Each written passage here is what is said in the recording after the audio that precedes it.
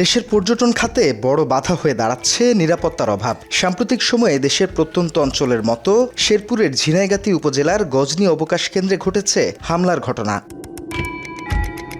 পহেলা মে গজনী অবকাশ কেন্দ্রে বগুড়ার আইআইটিবি পলিটেকনিক ইনস্টিটিউটের ভ্রমণে আসা একদল শিক্ষার্থীদের লক্ষ্য করে হামলা চালায় দুর্বৃত্তরা। অতর্কিত এই হামলায় 2 শিক্ষার্থী গুরুতর আহত হয়। এছাড়া ভ্রমণে আসা 5 জন শিক্ষার্থীর সাথে থাকা 5টি মোবাইল ফোন, নগদ টাকাসহ গুরুত্বপূর্ণ মালামাল লুট করে নিয়ে যায়। আমরা বগুড়া থেকে ঘুরতে আসছি এই জায়গায় এসে আমরা এই সাইডে ঘুরতে গেছিলাম। তো ওই জায়গায় যাওয়ার পর আমরা গেছিলাম 5 জন, আমাদের 5টা ফ্রেন্ড। তো ওই জায়গায় যাওয়ার পর ওই জায়গারই লোকাল ওরা কোন প্রজাতির জানি 2 জন লোক ছিল। প্রথমে আমাদের একজন বললো যে এইদিকে রাস্তাটা ভালো না, ওইদিকে চলে যাও। তা আমরা পিছনে ব্যাক করতেছি, ওই সময় দেখি পিছনে আরেকজন খাড়ায় আছে, ওর হাতে দা ছিল। তো ওই সময় আমাকে বলে যে তোমরা বসো হয়ে যায়।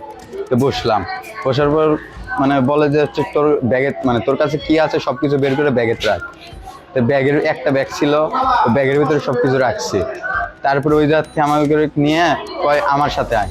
পরে ওই জায়গা থেকে আরো ভিতরে নিয়ে গেছে, বর্ডারের ওইদিকে। ওনারা কোনো সিগন্যাল দেয়নি যে এই এরিয়ার বাইরে যাওয়া যাবে না বা ডেঞ্জার এরিয়া আছে, এগুলোতে যাওয়া যাবে না, এরকম কোনো সিগন্যাল আমরা পাই নাই। এর কারণে ছাত্ররা ভুলক্রমে সেই গজনী অবকাশের এরিয়াটা পার হয়ে চলে গেছে, যার কারণে ছিনতাইকারীর কবলে তারা পড়ছে। মাত্র 30% টাকায় জমির মালিক হয়ে নতুন বাংলাদেশের গড়ে তোলার স্বপ্ন দেখা বাংলা বসতি। এ সময় স্থানীয়দের সহযোগিতায় আহতদের প্রাথমিক চিকিৎসা দেওয়া হলেও একজনের অবস্থা গুরুতর হয়। পরে উন্নত চিকিৎসার জন্য নিকটবর্তী হাসপাতালে নেওয়া হয় ওই পর্যটককে। ভ্রমণে আসা ভুক্তভোগী শিক্ষার্থীরা জানায়, তারা অবকাশ কেন্দ্রে ঘুরে দেখার সময় হঠাৎ কয়েকজন অজ্ঞাত ব্যক্তি তাদের ঘিরে ফেলে এবং অস্ত্রের ভয় দেখিয়ে হামলা চালায়। এ সময় তাদের সাথে থাকা মূল্যবান সামগ্রী ছিনিয়ে নেওয়া হয়। আমরা ছিনতাইয়ের শিকার হয়েছিলাম। তো আমরা প্রথমে সবাই যে জায়গায় ছিল ওই জায়গায় ছিলাম। তো ওই জায়গায় থাকার পরে সবাই চলে আসছে। তো ওদের একজন প্রথমে আসছিল, আসা বলতেছে যে তোমরা ইন্ডিয়ার বর্ডারের মধ্যে চলে আসছো। আসার পরে বলতেছে তুমি পিছন দিকে যাও, পিছন দিকে ঘুরে যাও। পিছন দিকে যখন আমরা ঘুরছি, পিছন দিকে ঘোরার পরে একজন দা নিয়ে আসছে, দা নিয়ে এরকম আছে। আর পরে আবার সামনের দিকে তাকায় দেখি একটা পিস্তল নিয়ে ধরে রাখছে।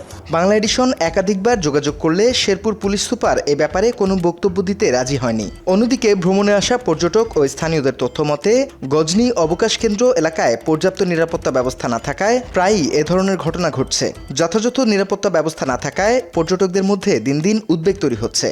আমরা গজনী অবকাশের যেটা আছে আইনগত ব্যবস্থা, এটা অনেক কমতি আছে। এই কমতি বাড়ানো দরকার, না বাড়লে এইরকম চিন্তাকারী দিন দুপুরে চিন্তাই করে নিয়ে চলে যাবে। দেশের সম্ভাবনাময় পর্যটন কেন্দ্র থাকা সত্ত্বেও নিরাপত্তাহীনতা, গণপরিবহন ও বজ্র অব্যবস্থাপনার ফলে অনেক উদ্যোক্তা এ খাত থেকে আগ্রহ হারাচ্ছে। ফলে দেশের স্বার্থে এসব পর্যটন কেন্দ্রে নিরাপত্তা জোরদারের দাবি সবার।